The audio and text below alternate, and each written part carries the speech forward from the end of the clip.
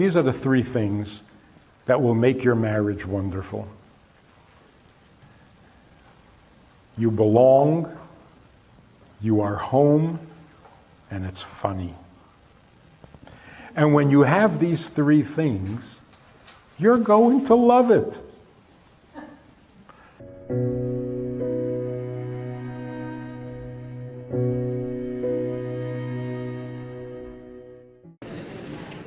So here's the problem.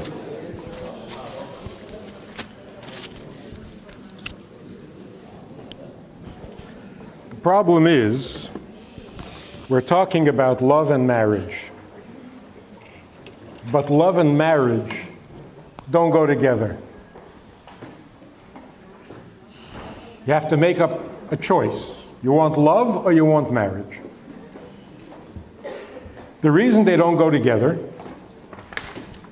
is because love is about me, marriage is about you. Love is about me. Even when I say, I love you, that's about me. I'm telling you something about me. You want to know who I am? I love sushi. I love chandeliers. And I love you. So what do you now know? Now you know me. It's all about me. And that's why if a husband says to his wife, I love you, don't say, I love you. Don't start an argument. When he says, I love you, he's saying something about himself. Then you say, and I love you. What, you just changed the subject. He was talking about himself, and you're talking about yourself. That's why it doesn't work. He says 3 words, and you already changed the subject. That's all he gets, 3 words. So he says, I love you. And you say, okay, enough about you. Now I love you. This is not good communication. Certainly, when I want you to love me, that's selfish. But even when I love you, it's still selfish. I mean, even look at the sentence. I love you. 3 little words. The first word is I. The last word is you. So I'm first, you're last. And love, see, I'm me. I have to be me. Love, gotta have love. You. If I don't love you, I'll love somebody else. But so you're replaceable. I'm not replaceable. Love is not replaceable. Only you. So when a husband says to his wife, I love you, it's a threat. I love you, so watch it. You better behave yourself. Because I come first, you come last. Love is selfish. Marriage is the exact opposite. Marriage means this is all about you. Because without you, I'm nothing. You don't get married to become perfect. You don't get married to improve yourself. You get married to devote yourself to someone else. That's marriage. If you just want somebody to love, you don't have to get married. So a man and a woman who already love each other, why would they get married? For what? For the love that they already have? What's the marriage going to add? So love and marriage don't go together like a horse and carriage. That was an old song, but it's not true. Here's another problem. Doctors are saying that the biggest threat to health, not psychiatrists, regular doctors, hospitals, they're saying now that the biggest threat to our health is loneliness. When people feel alone, they become vulnerable and they easily get sick. Serious sicknesses because of loneliness. And that's why it's such a terrible thing that people put their parents into old age homes and forget about them. It's terrible. Loneliness is the worst thing. I remember not so long ago, everybody was saying the worst thing you can do to somebody is make them feel guilty. Remember that? What, are you giving me a guilt complex? Jewish mothers were the worst because they made you feel guilty. And making somebody feel guilty was the worst thing you could do. Now they changed it. Guilt is not so bad. Alone, terrible. And it's true. Physically, when a person feels all alone in the world, their immune system crashes and they become vulnerable to every disease.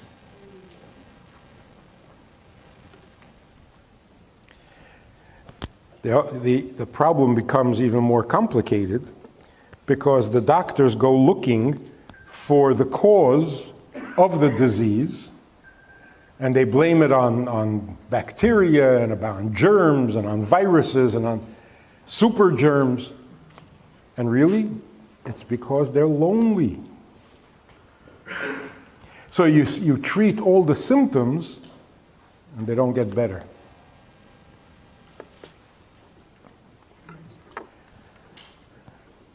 So being alone is physically dangerous. But the Rabbi quoted, the Gemara says, the Torah says, Loi tov hayos ha'adam levadoi. It's not good when a person is alone. It's true. But the question is why? Why is it not good for a person to be alone? Wouldn't it be perfect if a person can be alone, independent, and not need anybody else? Wouldn't that be the most perfect, the healthiest, strongest person? If you need somebody else because by yourself you're lonely, then you're dependent on somebody else. So if the person who loves you stops loving you, you're in trouble. So it would be much better if people were good alone. So this is a question that very few people ask. God created the world in 6 days. On Sunday, he said, Yihi Oir. Monday, there was Rekia. Tuesday, no place did God say, it's not good enough, I think I'm going to make trees. He made trees. Then he made little animals. He didn't say, it's not good, little, you have to have big animals also, so I'm going to make big animals. Only when it comes to Adam and Chava, God made a statement. Oh, it's not good to be alone, so I'm going to create a wife. Just do it. You don't have to make statements. Why does he have to say it's not good? So the Medrash actually says the world was created with 10 sentences. One of the 10 sentences is lo toiv hayes ha'adam levadei, which means, by nature, logically, it would be much better if a person could be independent, perfect by himself. But God said no. He made it bad to be alone. One of the reasons is because Adam is created b'tselem Elokim. God created Adam because God doesn't want to be alone.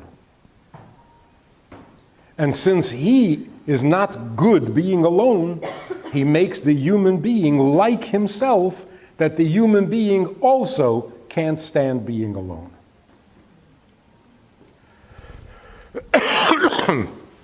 So, not being content to be alone, that's being like God.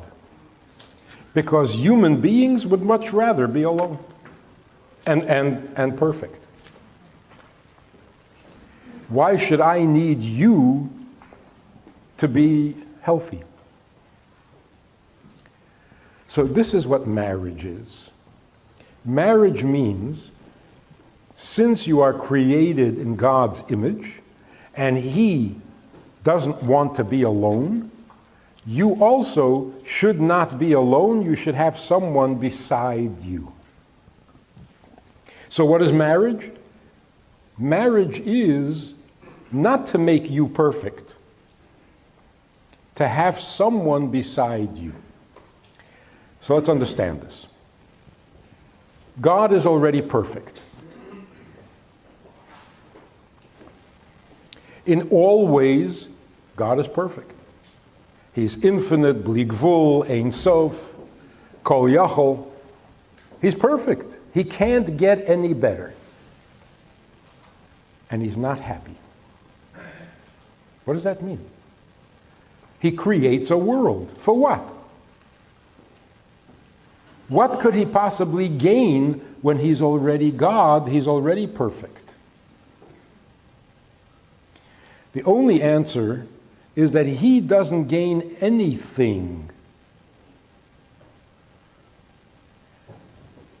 But being himself is not enough.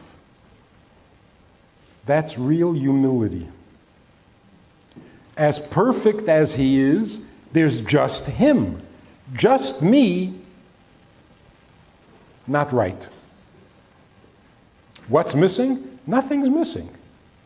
But just me is not right in God's eyes. So, what does he gain? He doesn't gain something. He gains someone. He has someone besides him. So the purpose of creation is that we should exist, not that he should be better. Think about this. In order for us to exist, look what he had to do. He has to limit himself. Tzimtzum. He has to remove his light to make room for us. He has to hide his face so that we could have free choice. He has to send the neshama, a little piece of himself, from the highest level down to the lowest level. He has to create sin. He has to make the moon smaller. All of these things he does not like. Goes against the perfection. And he does all of this just so that we also exist, not just him. So when you read in the Torah, and particularly in Kabbalah and Chassidut, in the beginning there was just him. He was everything and there was nothing else. You think that's a compliment? The Torah is trying to tell us how great he is. No. The Torah is telling us what the problem was. The problem was there was only him. What's wrong with that? Nobody knows. But to God, just me is not enough. There has to be someone else. So in Kabbalah it says that when God said, Loi toiv heyes ha'adam levada, he was talking about himself. Adam ha'elyon.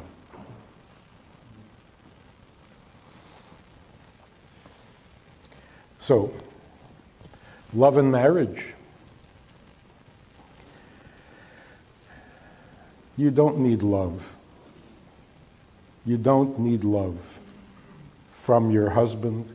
You don't need love from your wife. Love is not a need.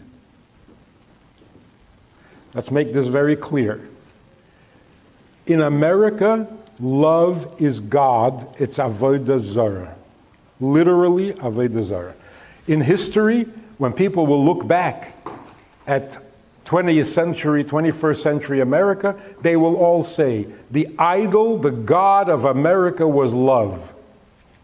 And every idol is false. You don't need love. Of course, every psychologist and every book you read, and even most rabbis will tell you love is the most important thing. It's not true. Love is not a need. Love is a pleasure. If you need love, you're miserable. If you need love, you're an unhappy person.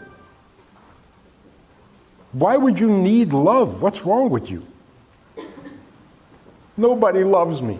So? So what?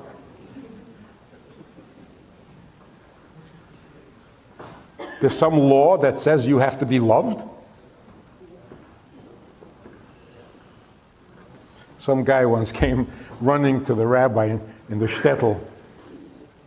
He says, Rebbe, people don't love me. They say they don't love me. So the rabbi said, Shah, don't have to tell everybody. And why should they love you? If nobody loves you, there's probably a good reason. The need for love is a handicap. We shouldn't have that need. Of course, we love love. That's not a need. We love chocolate. It's not a need. If you need chocolate, you're in trouble. You also need therapy. So, you don't need love from your husband, and you don't need love from your wife, and you certainly don't need love from your children. My children don't love me. That's it? That's your problem? I was once speaking in Beis Chana in class. One father came to sit in. These were a group of teenage girls. We were talking about kabed et avicha v'esimecha. And I said the word is kabed. It doesn't say to love your father. It says to honor. It doesn't even say to respect. Why? Not every father is lovable. So you can't make a commandment, you must love your father. What if he's not lovable? And you can't make a commandment, respect your father. He didn't do anything special. There's nothing to respect. But honor is always possible. Honor means don't sit in his chair. Doesn't matter whether you love him or you respect him. It's his chair. You don't sit in his chair. So this father got really angry. He started screaming, I'm not accepting that. I don't want honor. I want her to respect me. you just made it very hard on her to respect you. You just ruined your chances, and I don't think she's going to love you after this either. Don't need love. You can't demand love. You can't expect love. Then what is marriage? Listen to the story. Back in the terrible times in Russia, the Rebbe then declared war on communism. He didn't want to run away. He wanted to destroy communism. Why? Because communism is evil, it's unholy, and our job is to clean up the world from unholiness. So to run away is not good enough. So he declared war against communism. In the long run, he was victorious. Communism is gone, Judaism is alive and well all over Russia. But during that war, he drafted his Chassidim to fight the battles, and many, many Chassidim died. In the gulags, in the labor camps, firing squads, Siberia. Almost every Chabad family lost a husband or a son, a father. There was one young couple. The communists were looking for him. He did something terrible. I think he stole the Sefer Torah out of a shul that they condemned. So they went to a non-Jewish village or town to hide there. They wouldn't find him. But they did find him, and the guy was sent off to Siberia. Now the mother was alone with her 8-year-old son. There was no money, there was nothing to eat. So she had to travel to the big city where she had some family to get money, food for her son. But the boy could not travel, because if you know, in those days, when a child was born to a Chabad family, they bribed the hospital not to register the birth. Because if there's a record of the child being born, then when the child is 6, they're going to come and take him to the communist school. So to avoid sending your kids to communist school, you bribed the nurse not to register the birth. So officially, this boy did not exist. He certainly couldn't travel, because in Russia you can't move without papers. So she had no choice. She had to leave him with a non-Jewish couple, old couple, who was a neighbor. 8-year-old boy. She told the boy what he can eat in the house by the non-Jews and what he shouldn't eat. And she told him that she'll be back in 4 days. She didn't come back in 4 days. A week went by, she did not come back. 2 weeks go by, she doesn't come back. Her papers were not perfect. They stopped her at every station. It was bad times. The husband of this couple would come home drunk, and he enjoyed forcing the boy to eat non-kosher meat. Forcing him physically, pushing it into his mouth. What kind of meat it was? It was not cow. It was dead animals. Nobody had money. The boy would fight and bite and scream and spit it out and cry every night.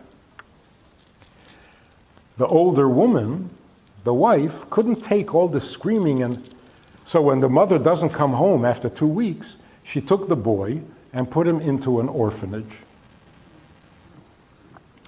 In the orphanage, they didn't force him to eat what he didn't want, but they made fun of him. They questioned him, what's wrong with you? This is modern times. We don't do that anymore. There was another boy in the city. He would go to school, to the communist school, but on Shabbos, he would come with a Band-Aid on his hand. So he can't write. Or his whole arm was in a sling. Every Shabbos, something was wrong with his hand. The teacher, of course, realized what he's doing, so she lectured him. Now, the children there were trained. Never mention anyone's name. Never, never mention a name. So the teacher sat down with him and said, you know, there's this old-fashioned idea about God and religion and Shabbos, but we outgrew that. We're much healthier. So who told you not to write on Shabbos? Now, any name that he would give would be dead. So he said, my grandmother, who had passed away already. So the teacher said, you see? It's from that generation. It's a grandmother. It's a Bubbemeise. It's not for our generation. So take off the Band-Aid and do your work.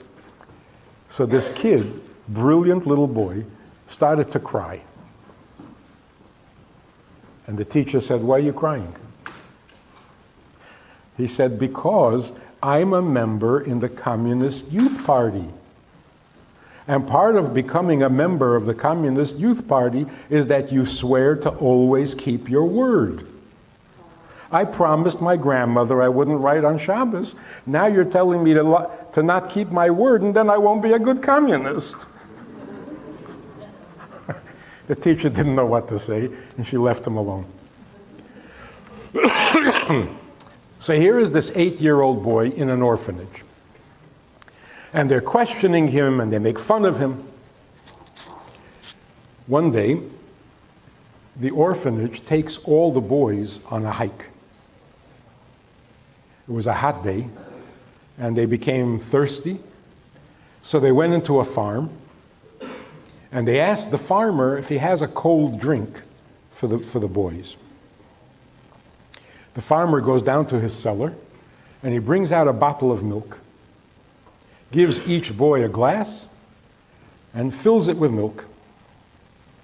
This little boy is about to drink the milk when he hears the farmer saying, it's so good that you stopped here today. It's very, very good for the young boys because there's nothing healthier than horse's milk. The little boy didn't know what to do.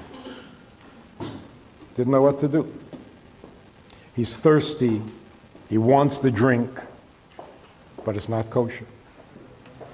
If he doesn't drink it, it's going to start a whole new conversation with questions, doesn't need the hassle. So he is going to drink it, but it's not kosher.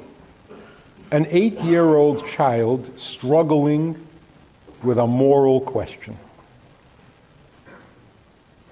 In the end, he decided not to drink it, and to avoid questioning, he made believe that the glass slipped out of his hand, and it spilled.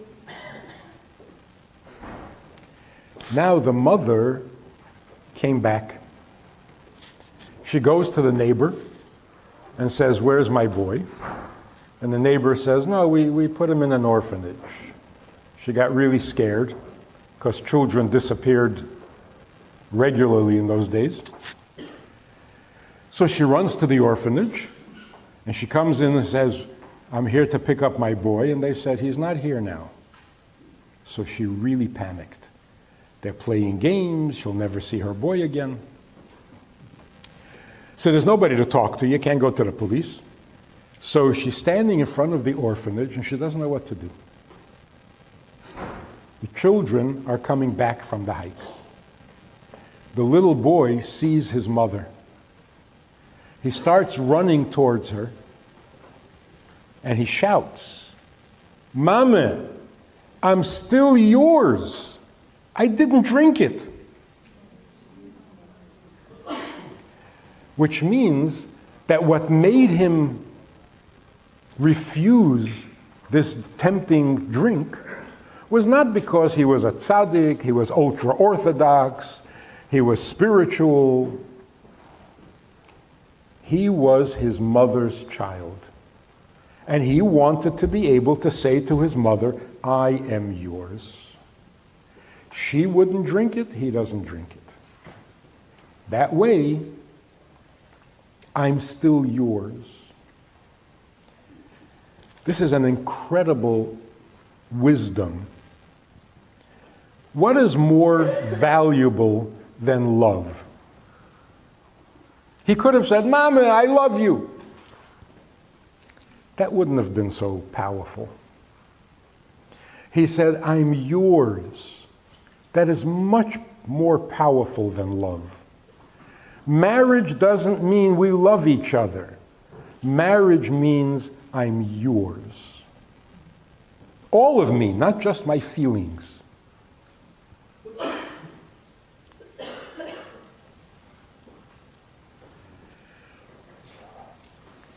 There's another word that is more powerful than love, and that's called home. When you think about the word home, it is so amazing. If you remember the story, when the Israeli soldiers came into Entebbe, into the airport, the hostages had been there for a long time. 100 Jews. They were miserable. And what did these young soldiers, what were the words they chose to say to the hostages when they broke into the room? "We love you."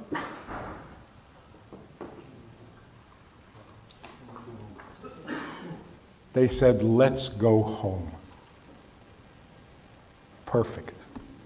Nelech habayta. You couldn't pick better words than that, because there are no better words than that. So these are the two words that describe marriage. I'm yours, we are home. When you walk into your home, you are exactly where you're supposed to be. What you do at home is exactly what you're supposed to do. And the person you share that home with, that's exactly the person you're supposed to be with. That is so much more powerful than love. But what does it take? What does it take to be mine? What does it take to be home? Why sometimes people come into their own home and it doesn't feel right? God forbid. Because that's the worst thing. You come into your own home and you don't feel like you belong there? That's terrible. Yeah? What does it take? A very simple thing. Me. Me is too rigid. The me is too hard. It doesn't flex, it doesn't bend, it doesn't leave room for somebody else. So God gives us this living example. He is God and He is perfect and He is everything, and He Not enough. I am me. I love, I want, I need, that I has to become softer. It's unhealthy when it doesn't have any flexibility. If the I doesn't leave room for the you, then the I is unholy. The reason Paro didn't let the Jews leave Egypt is because his I could not flex. I have to let you? I do what I want. It took 10 plagues to soften up his I. So this is what all of Torah and mitzvahs are all about. Before you put food in your mouth, you make a bracha. You know what that does? It makes the I a little softer. I want to eat. It's my food. Yeah, but before you can eat your food, you have to make a bracha. Soften up. Lighten up. So the third ingredient in making a marriage, the first is you got to be mine. The second thing is, this is our home. We belong. The third thing is, where is your sense of humor? Why are you so serious about yourself? If you can't make fun of yourself, if you can't laugh at yourself, you're not healthy. The healthiest person is a person who can laugh at himself.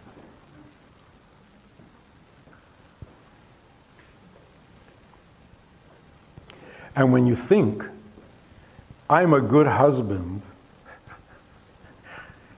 that's enough reason to laugh. Because nobody is a good husband. It's a ridiculous thought. You're a good husband? Do you know what it takes to be a good husband? Like the rabbi was saying, you'll be a good husband after you die. Then everybody will say, oh, he was a good husband. But as long as you're alive, you know what it takes to be a good husband? Come on. And it's not a failure on your part. It's just human condition. To be a good husband, you have to be an angel. And you're not. To be a good wife, it's almost impossible. Be a good mother? Are you kidding? Be a good father? We shouldn't even think in those terms. No mother is good enough. No father is good enough. No daughter is good enough. No son is good enough. No wife, no husband is good enough.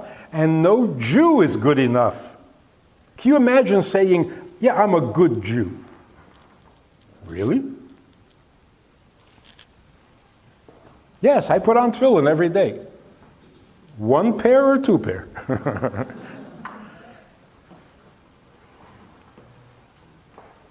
There's never good enough.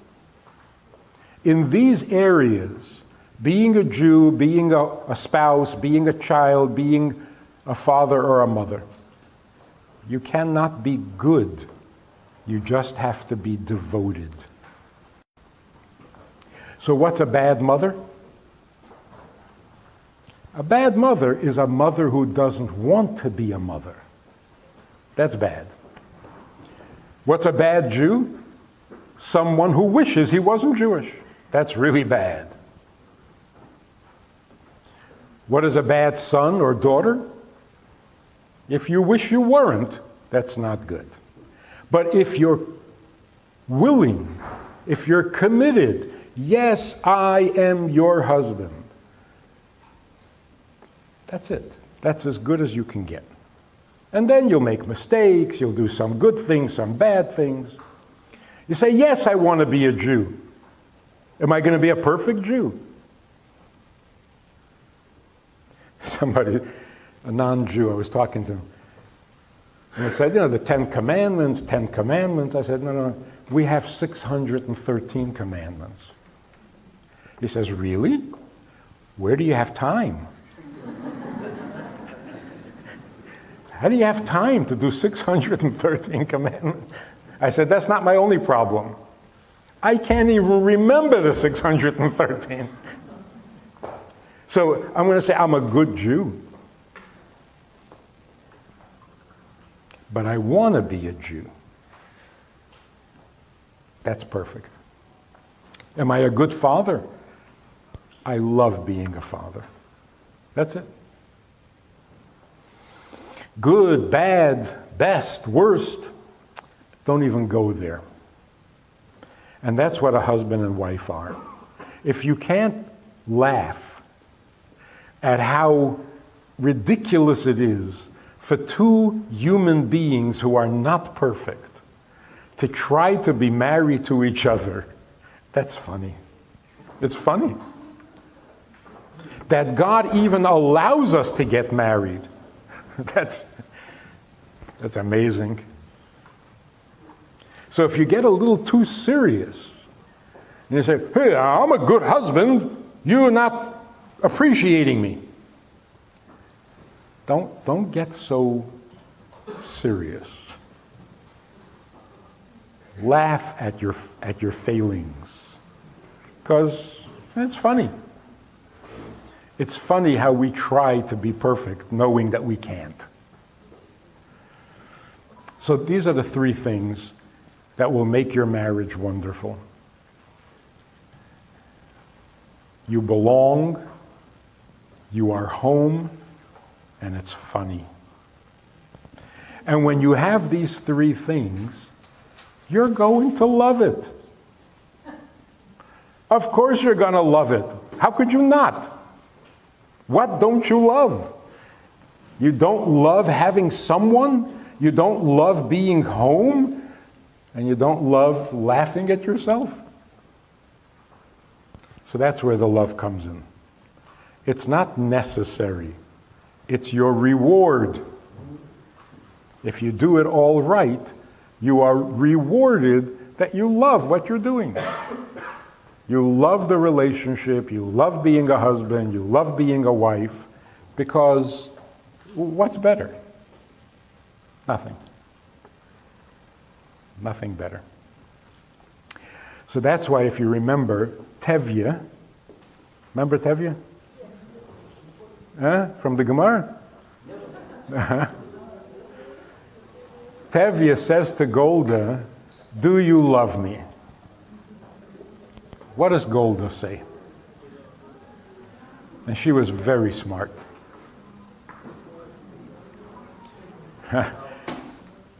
She says, for 25 years, I've cooked your meals, washed your clothes. What does that have to do with love? What she was saying is, do I love you? I don't love you. I do love you. What are you wasting your time on foolish things?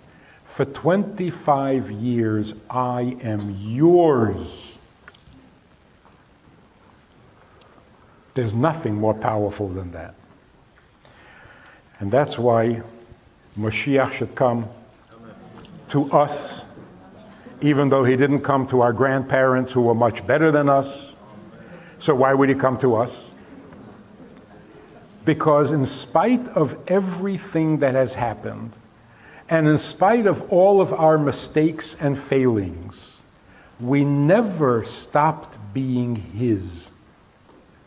The little boy says, Mama, I'm still yours. I didn't drink it.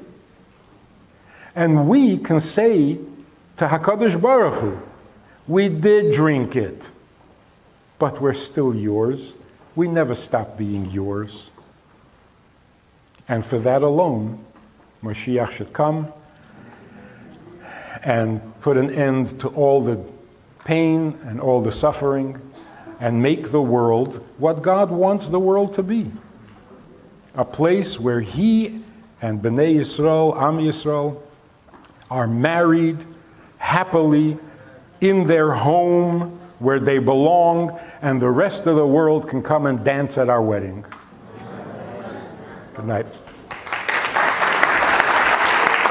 Partner with Rabbi Friedman. Visit itsgoodtoknow.org/support.